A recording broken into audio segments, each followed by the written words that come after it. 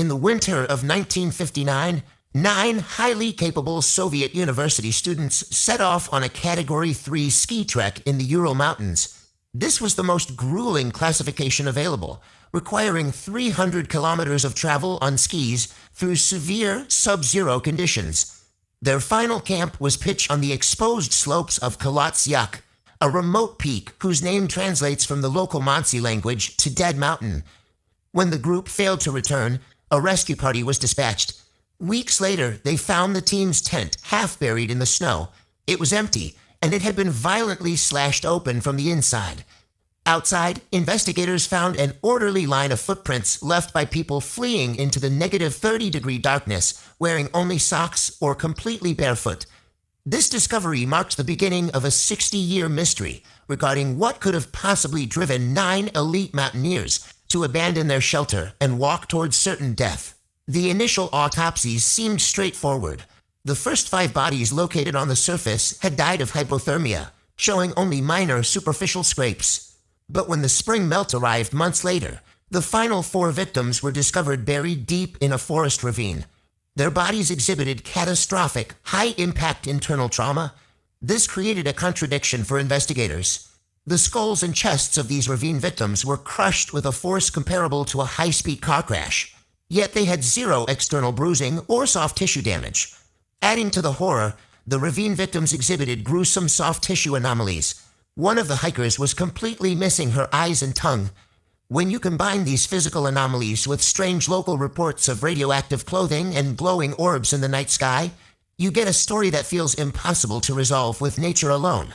It's the reason decades were spent entertaining elaborate theories involving KGB espionage, secret weapons, and the supernatural. For decades, critics argued the mountain slope was too shallow to support an avalanche, but a 2021 geomechanical study by researchers Johann Gaum and Alexander Puzrin finally resolved the physics of the mountain. To shelter from the wind, the hikers dug a flat platform into a localized 28-degree step in the slope. This excavation severed the mechanical support of a weak, low-friction underlying layer of granular ice, known as depth hoar. The slope was destabilized, but it didn't fail immediately. Over the next 10 hours, intense, downslope katabatic winds swept across the plateau. These winds deposited massive quantities of heavy snow directly onto the upper slope above the tent. Eventually, that accumulated weight reached a critical threshold. The weak depth hoar layer fractured, releasing a localized 5-meter slab avalanche directly onto the sleeping hikers. Gaum and Puzren used 3D computer simulations to model the exact impact. They demonstrated that a rigid snow block weighing 400 kilograms per cubic meter, sliding onto a human lying flat against a hard surface, causes massive internal fracturing.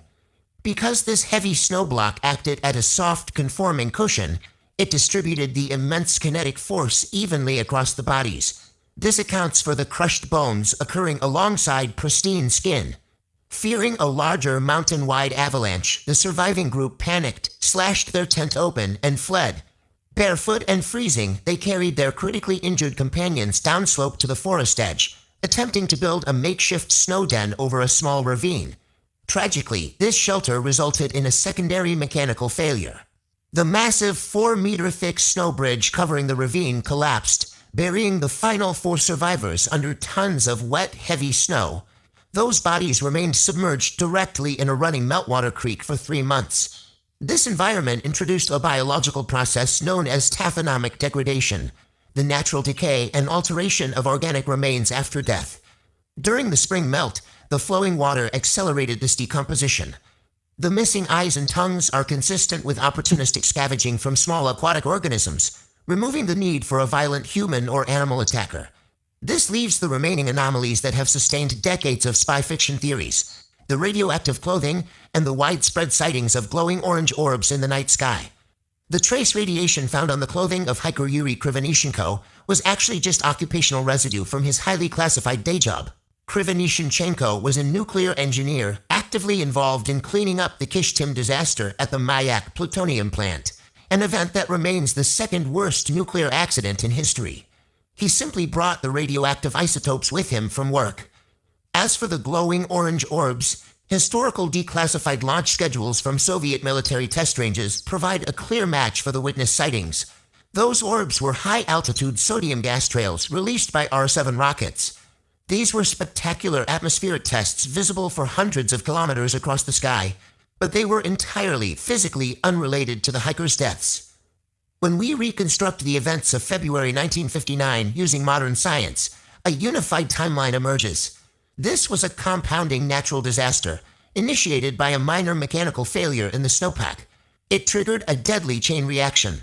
A localized avalanche trapped the group, which forced a panicked, freezing evacuation in the dark, and ultimately ended in a fatal ravine collapse. Every rational survival decision made by these highly experienced mountaineers was aggressively countered and defeated by an extreme environmental variable. Human intuition struggles with outcomes this strange. When we encounter bizarre forensic evidence without immediate context, we eagerly invent spies, yetis, and secret weapons to give the event a meaning equal to its horror. But the Dyatlov Pass incident proves we don't need the supernatural to explain tragedy. The raw physical forces of nature, combined with a cascade of small, unlucky variables, are lethal enough on their own.